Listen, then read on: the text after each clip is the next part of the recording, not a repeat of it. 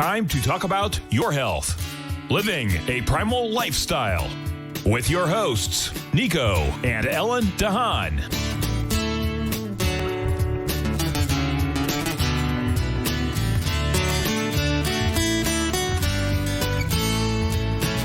Now, Nico and Ellen Haan.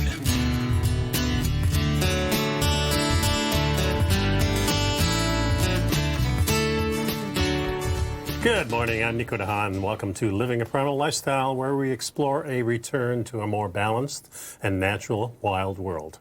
To recover our health and regain our rights and freedoms. And good morning, I'm Ellen Haan. It's a beautiful day in downtown St. Petersburg. It's 79 degrees and clear skies.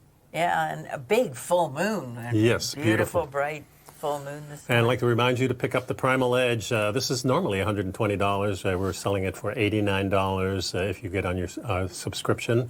And it has over 310 cell-ready liquid ingredients. It's very easy to take. It's powered by folic and humic acid, which lets the good stuff in. And that takes the toxic and nasty stuff out. That's right, it does. And we're also here to tell you about our Health Signals newsletter. It's $10 a month. You get issues on the 1st and the 15th. So today we got the new issue coming out covering the last couple of weeks that we talked about. Our conversations. Yes, Yeah. our conversations. It follows the show.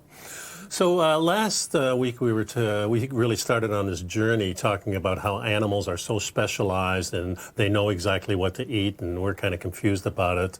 And it's because we've invented these tools. We're the tool person, and we came up with these different tools and different methods on how to get the food the way we wanted it, to make it nice and healthy for us. But also that we're not really adapted to digest a lot of the food that's around us, and that we had to come up with ways of preparing, pre-digesting to some extent so that we could then absorb it and get the nutrients in. Yeah, and the main part of that really got to me was the story about maize.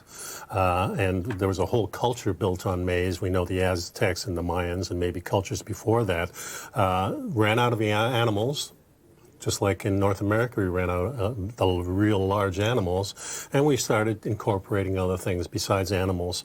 And the thing with the corn that was so fascinating is that everybody was healthy here in the Americas eating corn, and when the Spanish took it back, there's this disease that popped up, and I don't even remember the name. Pellagra, that's what it was. And that's a deficiency in niacin.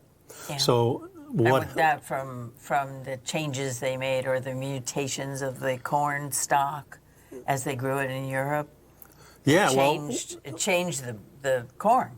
Well, it actually didn't change the corn. Is what the Mayans and the people did to the corn. They fermented the corn, the maize, in ash. So they used the actual stalks of the burning that they do every year to replenish the land, and they used the ash to ferment the corn, and that made the niacin bioavailable. Something, of course, that we don't do to corn today. Right. But that's why they had the problem. And I wanted to really, we get so many things across our desks. And one of the things is clean eating. That's one of the big things. And the first thing you think of with clean eating, well, you got to get rid of the animal because the animals are dirty. So that's kind of the thinking here. Even they show only vegetables and some roots and things like that. So while the term clean eating is one of the hottest eating styles and trends in the past few years, it's leaving consumers, the media, and dietitians a little confused about really what does it mean and what's the benefit of it.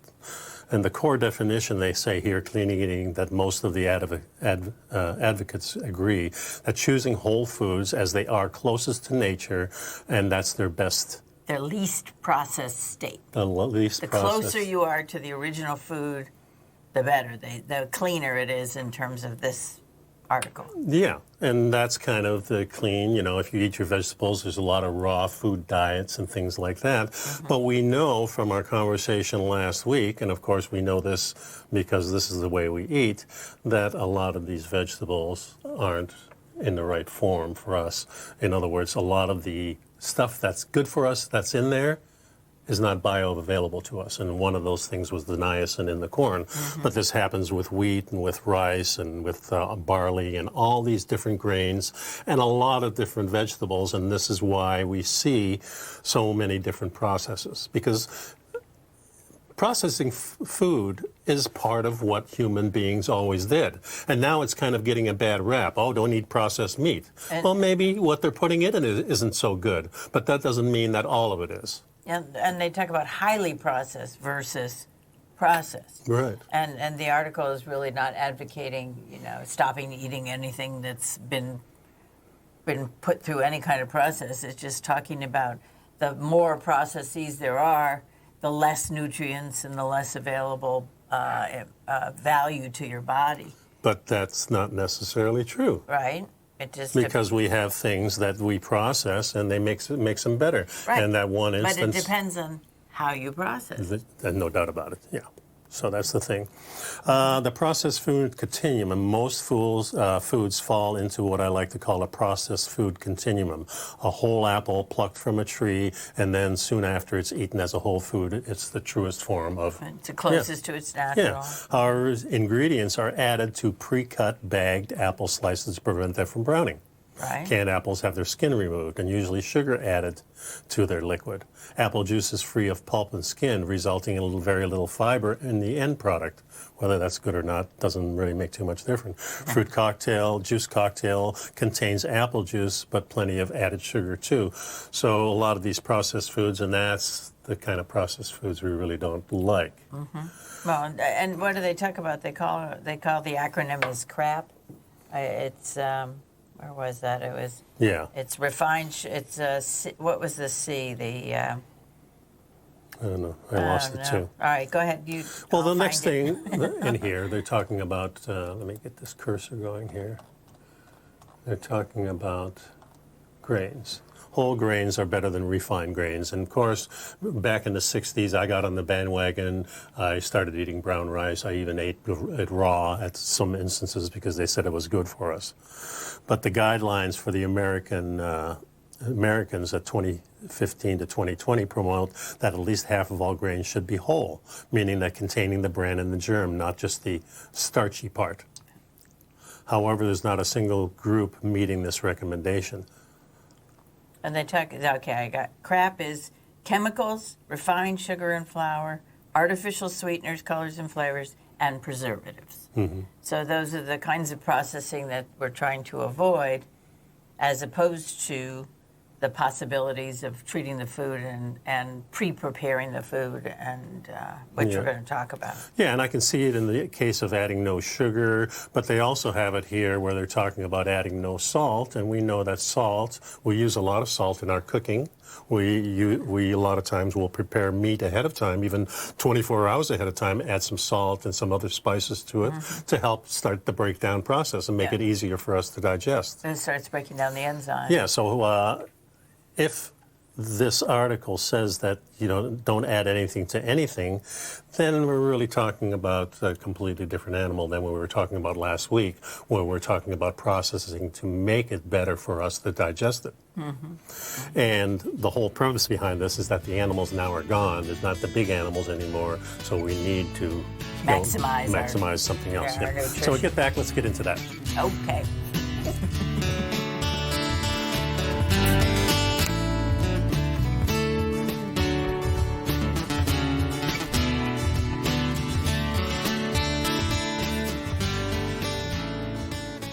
You know what's cool? Taking something that's good for you. Something specifically formulated to help with weight loss, better sleep, stress reduction, and the need to detox. Nico, our hunter and gatherer ancestors found all their nutritional requirements for health in their wild environment. But today, our food sources no longer contain the vitamins, minerals, and nutrients our bodies need to stay healthy and strong. That's why we need Primal Edge Daily Nutrition. It includes a special blend of ionic, soil-based vitamins, minerals, fatty, and amino acids in an easy-to-use liquid form. Primal Edge is powered by highly concentrated fulvic and humic acids, nature's preferred delivery system. They have been called miracle molecules because, like sunlight, air, and water, life cannot exist without them.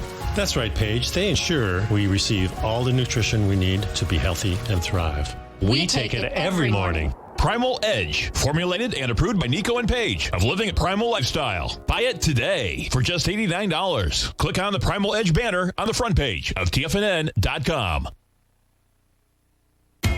TFNN is excited about our new software charting program, The Art of Timing the Trade Charts. In collaboration with Tom O'Brien and using his best-selling book, The Art of Timing the Trade, Your Ultimate Trading Mastery System, David White has programmed an outstanding piece of software that will complement any trader's methodology. Using this first-of-its-kind program, The Art of Timing the Trade Charts allows you to scan thousands of stocks for Fibonacci formation setups, including Gartleys, ABCs, butterflies, and much more. The Art of Timing the Trade Charts is designed to help you when scouring the markets for stocks just beginning to form the trading patterns that many investors spend days, weeks, or even months searching to find. And right now, we're offering licenses available at only $79 a month. We are so confident that you're going to love this new charting software that will even give you a 30-day unconditional money-back guarantee. Don't miss out on this incredible new piece of software. Get your copy of The Art of Timing the Trade Charts today by visiting TFNN.com.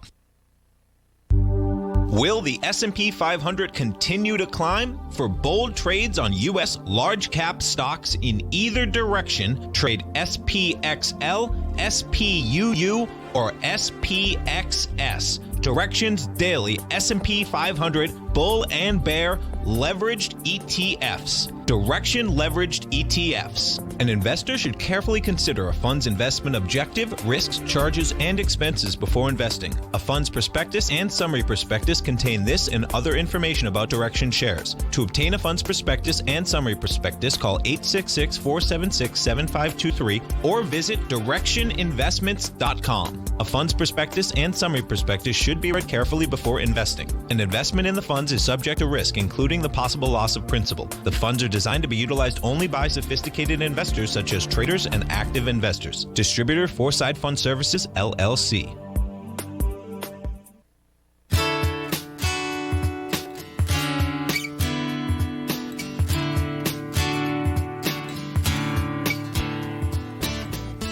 And we're talking about clean eating, and just to touch, just what we were talking about before the break was salt and sugar, and I think the key is minimal amounts. We use salt for preparing meats before we cook them. I use a little bit of salt. I use the Himalayan sea salt on my eggs in the morning, and they talk about. But the key is to look at your labels and see about the added salt, because sodium is salt, and there's so much added salt for preservation purposes and for taste and whatnot in the packaged or the prepared food. Yeah, if you're going to prepared food or even fast food, they're using salt, a lot of it, and probably not the really good kind of salt, Right. certainly not the Himalayan types of salts. Right. Usually maybe sea salt at the best, and then fortified with some iodine, which they put in there. Yeah, which they add back in. Yeah. Right. And then there's also the same thing with sugar. I mean, you really have to read labels. The labels are written in order of the most of that ingredient to the least of that ingredient. Right. And shockingly, so many labels start with things like high fructose corn syrup and sugar of whatever type. And so you want to take a look and try and minimize the amount of extra sugar that we're. A lot of foods have sugar in them. I mean, the fruits and some of the... Sure. So we're talking about two different things, the type of packaged foods that we don't want, the type of processed foods in the modern times. And I would say this is probably like 120 years old. White flour and the sugar, refined sugar, pretty much in our society today. That was about 120 years ago that we kind of left grandma and grandpa behind. And now we're in the modern age and we have all these new foods that are coming in. And this is about the right time that all of a sudden all these different things started cropping up, like cancers and things like that became much more prominent. Yeah. So being about 120 years now into refined ingredients such as white flour, sugar, vegetable oil, our Western world guts just aren't in really good shape. It's now spreading into the developing worlds. So the more modern societies are giving these foods to the societies that aren't developed so much. And these are putting the society into big trouble. You can just look at the Inuit people in Canada, look at our indigenous people here. You can look at indigenous people probably around the world who are not living their indigenous life, and their health is really, really bad. And it also depends upon what's being made available to you to eat. Yeah. And if all you can get are the processed flours and the cornmeal and that kind of thing, that's going to affect your health and your Sure, bodies. and then when you think about it, when we need the nutrients the most, when there's these small disasters, tornadoes or earthquakes, now we send food to these people. And what do we send? Bags of rice? Yeah, the stuff we don't really want. So at least not prepared the way we would want them. So let's go over some of the reasons that people started culturing vegetables and do different things to foods. Because it's fascinating to me to think about. Yeah. Accidentally discovering all this stuff because there were no books and nobody knew about it. And so how in the world do you ever figure out how to ferment something? In the beginning, it was accidental, I guess. Right. You heard the story about the samurai soldier that was fighting for days and days, and he left his vegetables and meat in his little pouch with the rice. His rice. And it started fermenting, and now it's called kimchi. And he found he actually got a boost from it, and it was helping him digest food, and he fought on for a couple of more days. So we have these little stories mixed into... Happy accidents. Yeah, happy accidents. Some of them are cultured into our religion, the holy bread type of thing with wine. Veggies lack the nutritional intensity of 100 years ago. So if we take just that statement and say, okay, because we've been growing these vegetables so long, we've sweetened them up because that's our palate. So naturally we're going to go towards those, the ones that are kind of sour we put aside.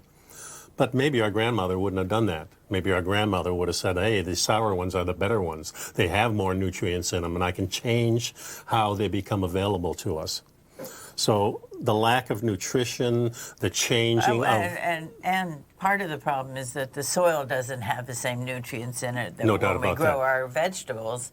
They're not absorbing the nutrients that they used to absorb 100 years ago. Sure, because we don't do the burning every other year or whatever method that our and we deplete ancient the soil. ancestors We did. don't rotate crops, and there are lots of things you can do to replenish soil.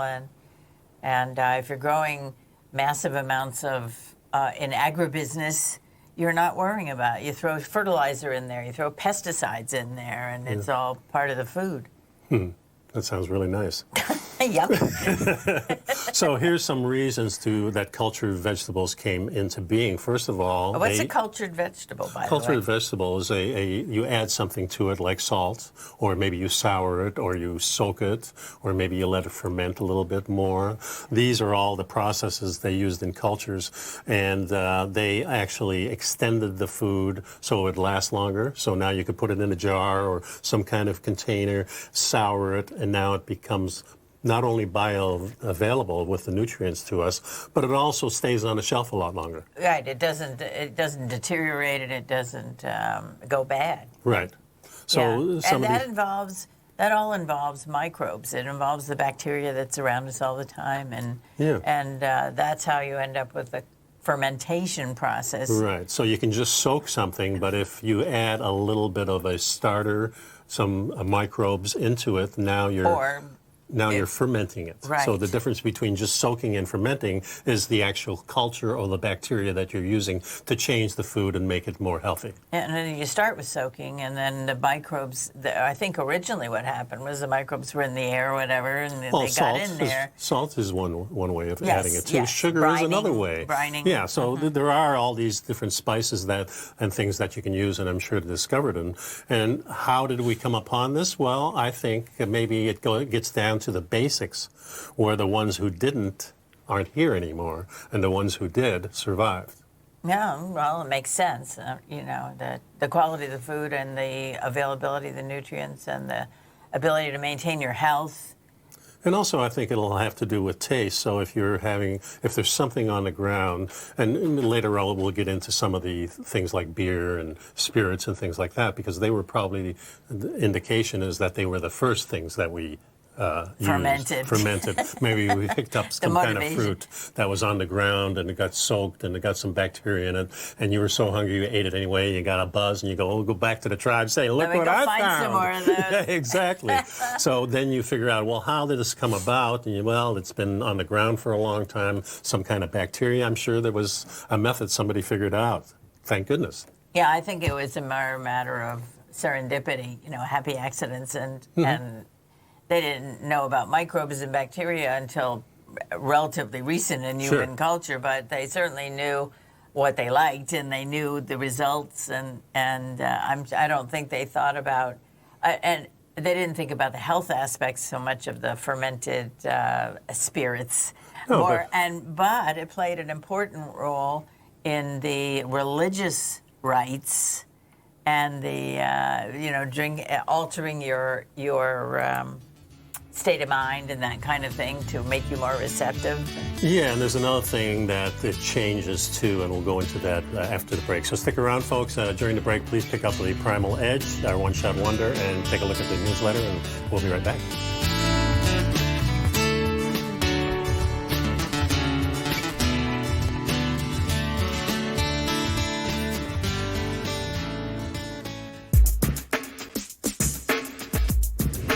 Would like to tell you about the personal training studio that Nico is the owner and president of, Performance Training. Since 1998, Nico has trained individuals and groups to improve their health both mentally and physically. As a certified personal trainer, Nico's main focus is on demonstrating exercises correctly to avoid injury and teaching his clients how to manage their past injuries while getting the most out of their personal training sessions. The Performance Training Studio is filled with unique training equipment that enhances balanced results at a faster rate while minimizing damage and discomfort. For more information, you can give Nico a call at 727-418-8740 or email him at nico@tfnn.com. Let him know you heard him on TFNN and save up to $100 on a special package just for TFNN listeners. Act today.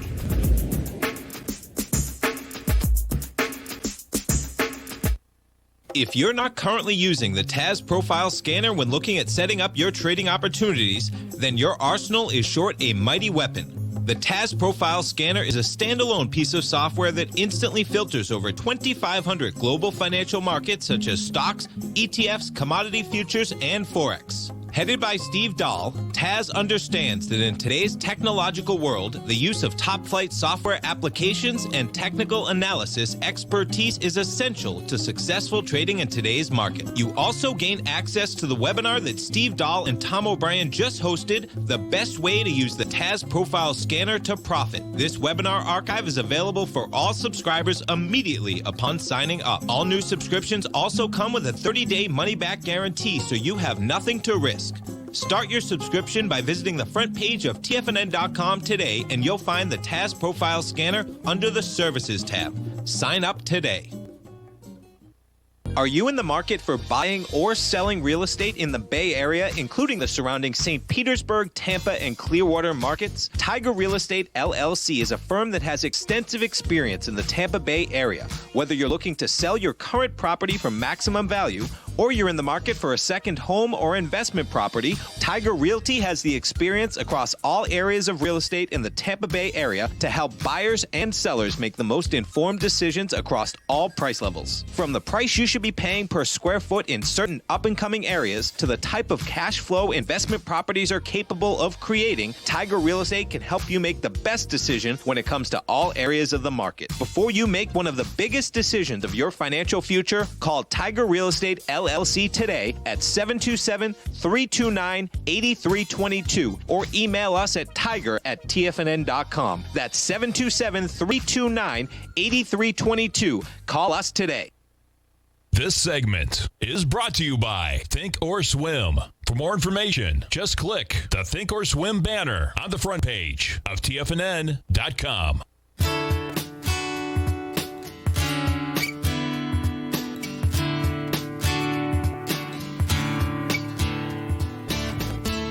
And welcome back. So now I want to talk about the reasons to get into these cultured vegetables and start experimenting a little bit. You know, we have this COVID thing going on, so it's really important to be healthy. That's the number one thing I want, is health.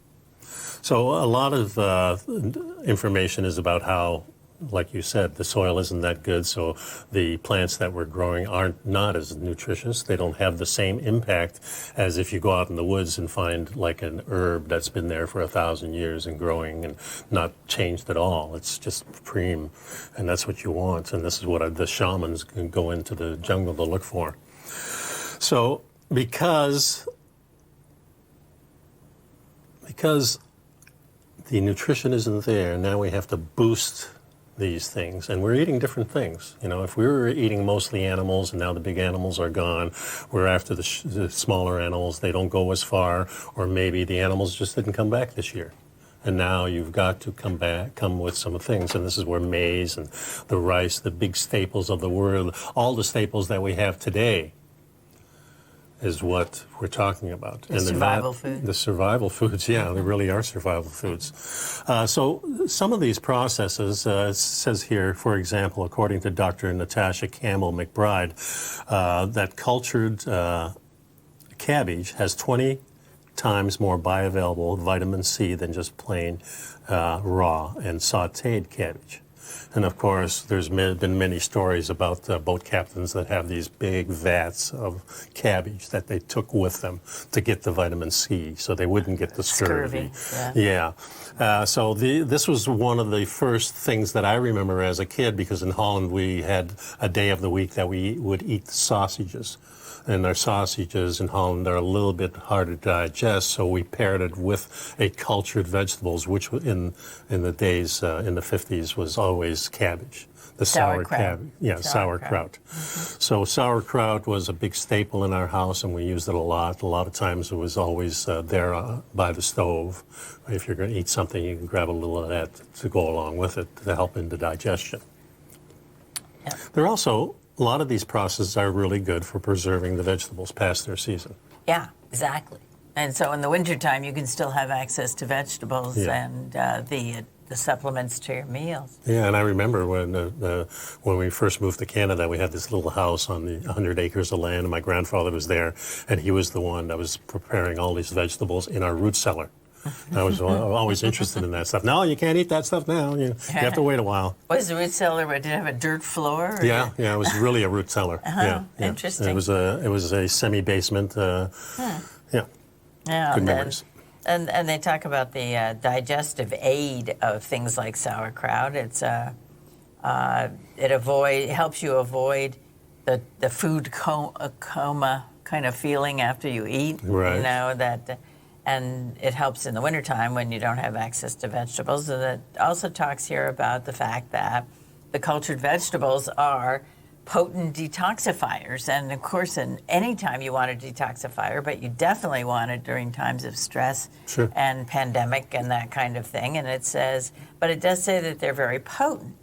So, for example, you don't sit down and eat a half a container of sauerkraut. That would have rather impressive results, shall we say. Yeah. So the sauerkraut really helped in breaking down the meat. And that's one of the things they say here in number 4. But it says it drives out pathogenic bacteria, fungi, and viruses. So they're really potent detoxifier. And this is why you need to do a little exercise and a little caution before you get them incorporated, so you can get used to these things. But to start with a little bit, apple cider vinegar is one instance where you can just take a teaspoon or a tablespoon or mix it with a little warm water. About every other day now, I've been taking a tablespoon of the apple cider vinegar in a glass of water and just drinking it while I'm reading at the end of the day. And it reminds me of ginger ale, and it's really been helping, I think. I just started doing that again. I did it years ago and then kind of forgot about it. Now I'm doing it again. And now there's so many ways of culturing. That's the thing. And we don't, when we say fermenting, that could be the dry salting. It could be the brining, the kimchi, the pickling, culturing with a starter like sourdough bread. Liquid infusions, where you throw a cultured liquid with a vegetable, even some yogurt perhaps, something like that. Cultures are, people have cultures. I remember Yanni said he had a culture for his stuff that went back to his grandfather. Right. He brought it over from the old country. From Greece. Yeah. So, and some of the things that when you're talking about, dealing. Before you get to that, I have this memory of somehow when I was in about the 8th grade, we were living in Princeton, New Jersey, and for absolutely no apparent reason that I've ever been able to fathom, my mother decided to make pickles. My mother was not a cook. She didn't enjoy cooking. She didn't enjoy baking. She did what she had to do to feed the family, but I have no idea why we were suddenly pickling small cucumbers. But in the basement, we had a shelf with jars of dill pickles. And I don't know how she made them. She didn't make any effort to involve us in the process. But boy, were those pickles good. Were they? So she had a pickle good. thumb. And that was it. We never had pickles again. Just the one instance. It was so good. That's memorable, for sure. It was so weird. It was memorable, too.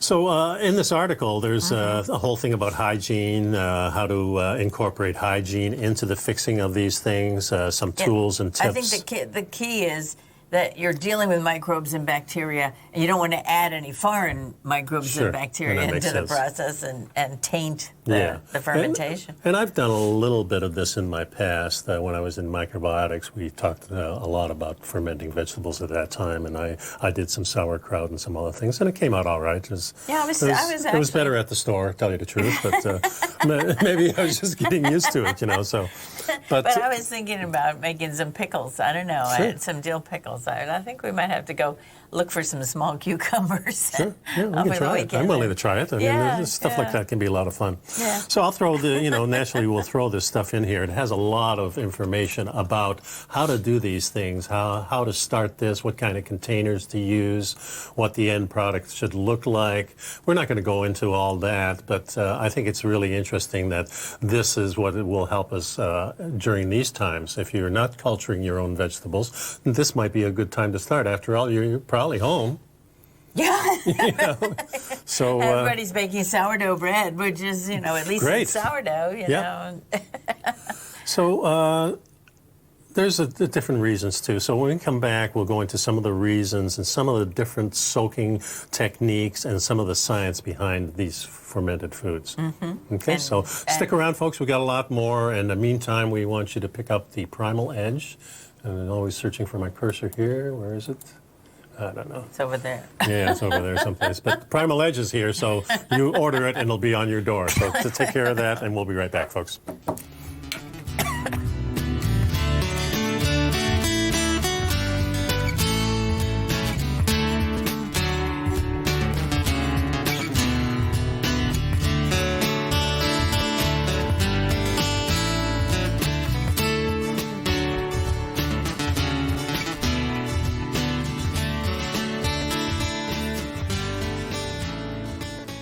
You know what's cool? Taking something that's good for you. Something specifically formulated to help with weight loss, better sleep, stress reduction, and the need to detox. Nico, our hunter and gatherer ancestors found all their nutritional requirements for health in their wild environment. But today, our food sources no longer contain the vitamins, minerals, and nutrients our bodies need to stay healthy and strong. That's why we need Primal Edge Daily Nutrition. It includes a special blend of ionic, oil-based vitamins, minerals, fatty, and amino acids in an easy-to-use liquid form. Primal Edge is powered by highly concentrated fulvic and humic acids, nature's preferred delivery system. They have been called miracle molecules because, like sunlight, air, and water, life cannot exist without them.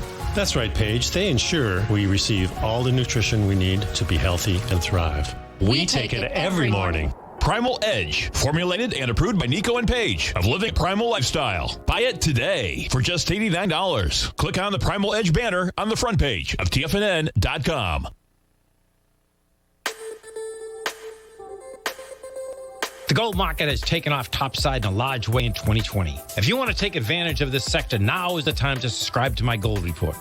The gold report took profits in 4 of its equities in the gold portfolio in the first week of January for a combined profit of 99.2%, with 2 positions left in the portfolio that have a profit of 67.5% as of January 7th. The Gold Report is a comprehensive look at the metals sector as well as the markets that move gold, which is the currency and bond markets.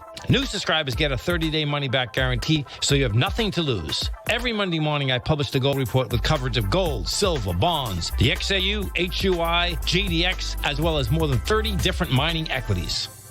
To see for yourself the types of profitable trades that are recommended within the Gold Report, sign up now by visiting TFNN.com. Don't miss out on the next great gold trade. Sign up today.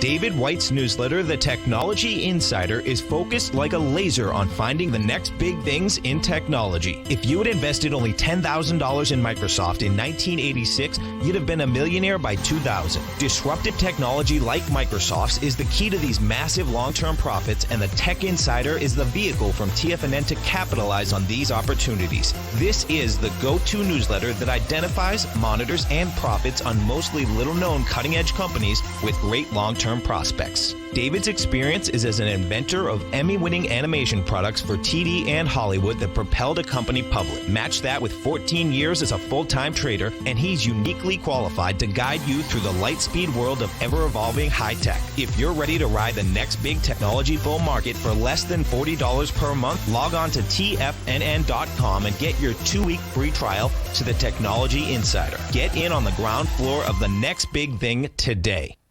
Don't forget, you can listen to TFNN live on your mobile device 24 hours per day. Go to TFNN.com, then hit Watch Tiger TV. That's TFNN.com, then hit Watch Tiger TV for the latest market information.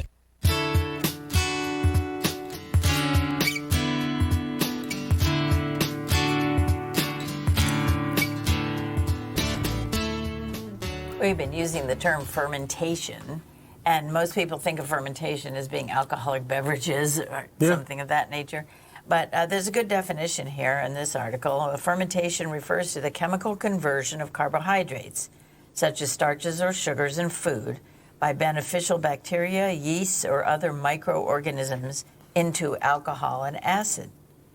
The naturally occurring process has been around for more than a millennia, and it helped produce some of the most digestible foods in our pantry. So they're talking about as grains are fermented, the phytic acid is neutralized, and then that acid is the principal storage form of phosphorus in plants, and that's the trigger for people with gluten sensitivities. Right. So and then when you ferment the grains, it also makes some of the essential vitamins and proteins that might be in there at least more available to our bodies. And now if you go to the health food store, you do see some grains, you see some spelt grains, you see some even sprouted, which is another step above that even. Yeah, and that's another way of pre-digesting and starting the process. Yeah, so our ancestors figured this out, and all these cultures that in the old days did all these things, they're still doing them. It's just our modern society is mostly not doing it. If you go and get some Wonder Bread, it's not Do they still sell one? I don't know, but the normal bread is not going to have this. Although you can go to the store and buy some of this stuff. You can buy some fermented bread. You can buy some fermented grains. Best thing probably is make it yourself. It's great fun when I was reading these articles that really the first use of fermentation was for the beer, and it says here that germinated grains are mixed with hot water to form a mash, and we know that that's the way you make a beer. Right. And the mashing activates the enzymes to break down the starch into sugars. Conversion of starches into sugars then becomes a sweet multi-solution called a wort, W-O-R-T. Then it's filtered and mixed with hops, and you go through the whole process of making beer. And that was much better than bread, I think. In so many ways. Yeah. Well, they have the next thing here is a alcoholic drink made from fermenting rice, and that's of course sake, which is another fermented drink and highly prized. And they have the different levels of sake, just like single malt scotches and things. So. Yeah, but the point was that there was a long time when the water wasn't safe to drink. And so the alcohol prevents the harmful bacteria from taking hold, and alcoholic beverages like beer and hard cider were safer to drink than the water. I like it. And these days, of course, now they become craft alcoholic beverages, Sure. and now we have microbreweries all over the place. Thank God, it's a great thing. Another thing they mentioned here: fermented proteins, and one is cheese, of course, coming from Holland. We don't think of cheese as being fermented. Right, but it is a process. It's a process of the milk that creates the curds, right, and that's the cheese. Yeah. I wonder if the Kurds actually eat cheese. I don't know. I don't know. But the thing is, there's many cultures. You know, if you, I remember learning about the steppe people in Russia, on those plains, and they have 7, maybe 10 different types of cheeses. Some of them are dried and mostly made from the animals, and they're the ones that follow the animals instead of corralling the animals and things like that. Well, it's and that's interesting another because subject. it says that it's thought that the production of cheese comes from the natural curdling that took place in a fresh milk that was being transported in containers and made from the stomachs of cows. You know, they use biological containers, right, and other ruminants, and those contain rennet, and that is part of one of the triggers for creating the cheese. Yeah, and of course the other vegetable that we always think of is tofu, which is made of soybeans. Curds. And again curds. And these things are put under water in vessels with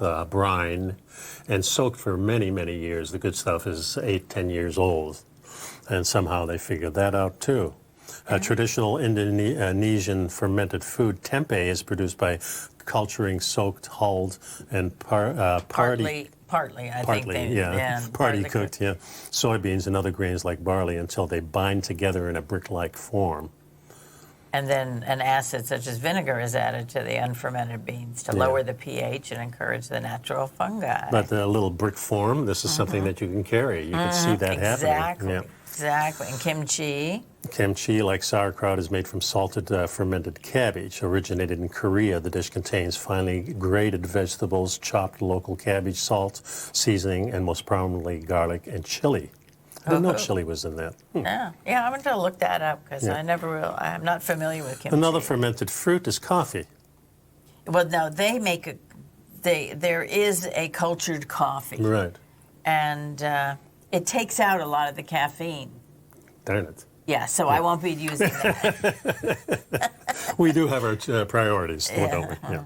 Cultured coffee is the first in the new wave of plant-based fermented food produced using modern techniques to stabilize and manage the natural fermentation process to perfection.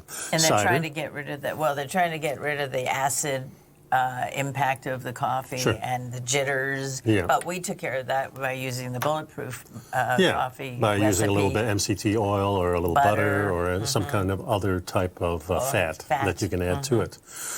Would cream also work? Yeah, cream does the same thing. Yeah, especially whole cream. Yeah. Unfermented and unpasteurized. That would be best. Cider or hard cider, as known in the United States, is an alcoholic drink made from fermented apple juice. And I have many good memories in Michigan going to the apple mills. And, getting cider. And the cider, it can be apple juice or it can be fermented apple juice, which is the alcoholic version. I'm sure that cider evolved from rotten apples on the ground. You better believe it then, sure. And I'll tell you, you go to an apple orchard that hasn't been really taken care of, where they're not picking them, the stuff on the ground is rotting there. You can smell the fermentation taking place. That's true.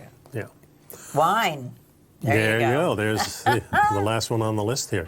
And it's made last from... but not least. Yeah, exactly. Fermented grape juice. Fermented grape juice. And then this helps in digestion, too. We often have a glass of wine with our meal just to help. Yeah. And of course, we're not eating a lot of fermented foods, but we do eat some. Yeah, I've been enjoying the sauerkraut. Yeah. And the pickles. I like the pickles. Yeah, we have pickles every day, that's for sure. So the science behind this makes a lot of sense, and as we know, because we're here, our ancestors used these things and made these foods bioavailable to us, and we thrived on them.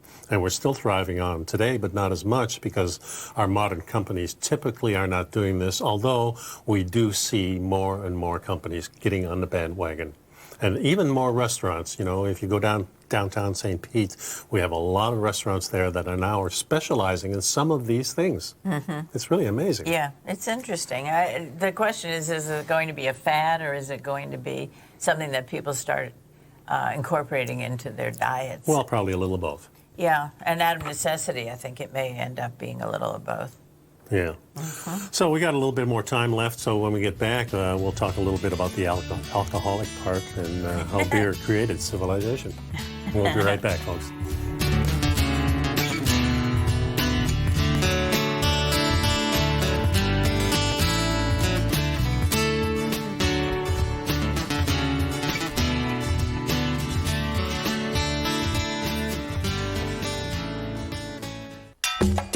Back in the day, I joined Hotel California in 2006, and like many of you, was drawn in by, as well as... Whatever you think about, you bring about. Whatever you focus on grows. You see, I believe that everything in life happens for us, not to us. And Tom ignited the fire within me to want to learn how to master the markets. So how did I go from knowing nothing about technical analysis to becoming the #1 market timer for the S&P 500 in 2018 and the #2 market timer in 2019? Simply put, I hired coaches with a proven track record, which led me to a whole new set of tools that I created to interpret the message of buyers and sellers. I would love the opportunity to teach you this award-winning set of tools and help you improve your market timing. You can test drive my newsletter service, Mastering Probabilities, for the next 30 days with no risk to you. Plus, you'll gain access to archived workshops that'll take you step by step through my system. Sign up today by going to the homepage of TFNN.com and selecting Mastering Probability in the newsletter tab. Hi folks, Tom O'Brien here. If you'd like to get my daily newsletter, Market Insights, then now is a great time to sign up for a 30-day free trial. Every morning by 9:30, I send out my morning letter to subscribers with market commentary on a variety of markets, currencies, and commodities to keep investors up to date on the day's trading action. Included in Market Insights are specific buy and sell recommendations for stocks, ETFs, and even options, with stops and price targets included for every trade in my newsletter. If you'd like to try my newsletter risk-free for 30 days, then head over to the front page of TFNN and you'll find Market Insights under Trading Newsletters. I use my years of trading experience to bisect and dissect the market every morning and give my subscribers the most important information they need to know for the day ahead. I even issue afternoon updates for my subscribers whenever warranted with important market action. I'm always scouring the market for the next great trading opportunity. Sign up for your 30-day free trial to my daily newsletter, Market Insights, today by visiting the front page of TFNN.com. Wow! Go get them, folks. TFNN has developed a daily programming lineup for traders by traders. We start every trading day live at 8:30 a.m. with Tommy O'Brien hosting the morning market kickoff as he starts the day off by breaking down everything you need to know about what's going on for the trading day ahead. At 9 a.m., Larry Pesavento takes your calls and questions live on the air for the opening bell as he hosts Trade What You See. At 10 a.m., Tom and Tommy O'Brien host the Bull Bear Trading Hour. At 11 a.m., it's Kevin Hinks and Alex Coffey from TD Ameritrade Network with Fast Market. Basil Chapman at noon with the Tiger Technicians Hour. Steve Rhodes hosts the Trader's Edge at 1 p.m. Dave White with the Power Trading Hour at 2 p.m. And Tom O'Brien closes out the day for the final hour of trading live from 3 till 4. Don't miss a second of our daily programming lineup. Tune in to Tiger TV every trading day live at TFNN.com. Educating investors.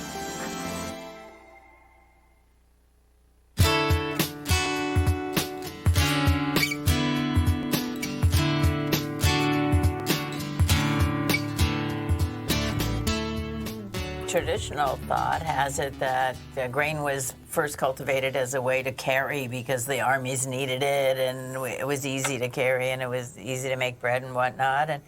But it turns out now there's a whole line of investigation and thought that says that it was beer, not bread, that led to the cultivation of grains. And it's fascinating. There's a botanist, Jonathan Sauer, in 1950s, said that he believed early farmers needed more incentive than just food to go through all the effort of planting and harvesting the crops because they really didn't get a big yield at that point at the very beginning. Right. He said it was the discovery that a mash of fermented grain yielded a palatable and nutritious beverage that acted as a greater stimulant toward the experimental selection and breeding of cereals than the discovery of flour and bread making.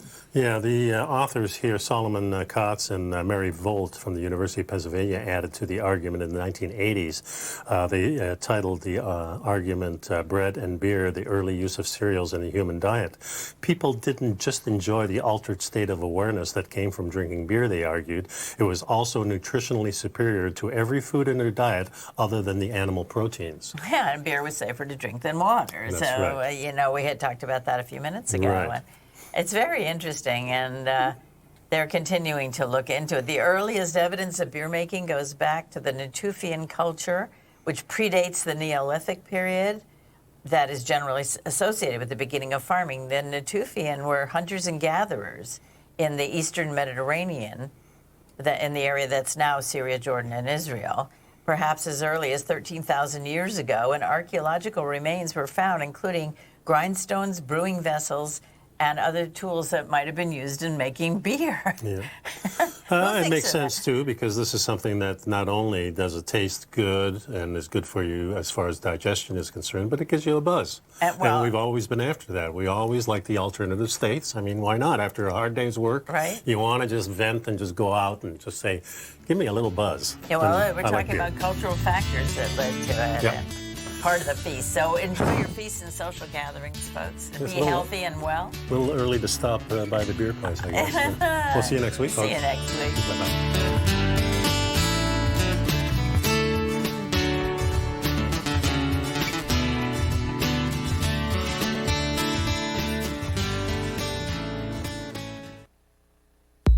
If you haven't checked out the newsletters page,